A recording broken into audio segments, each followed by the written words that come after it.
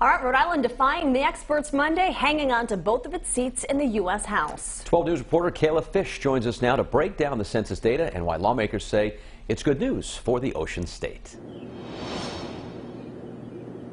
Hey, good morning, guys. Well, for years, Rhode Island had been bracing for the possibility of having to give up one of its congressional seats. But thanks to the U.S. Census data that was released yesterday, Rhode Island literally has nothing to lose. The census data is used to determine a state's population every 10 years, which in turn determines how each of the 435 U.S. House seats are allocated.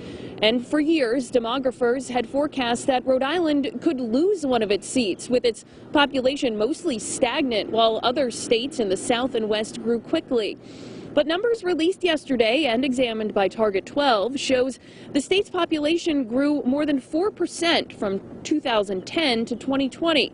As a result, the state will hang on to both of its seats in the U.S. House for another decade.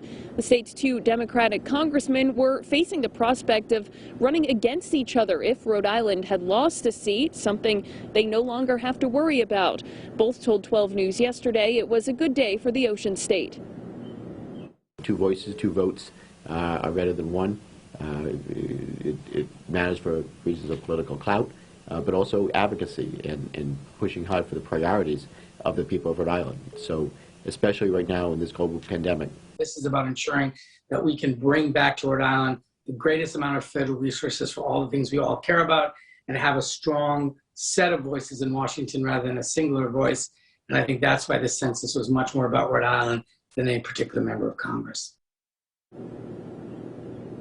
Now, Monday's announcement was also celebrated by advocates who pushed for efforts to advocate people to fill out and respond to the U.S. Census, despite a number of challenges, including the COVID-19 pandemic. More on that coming up in about 30 minutes.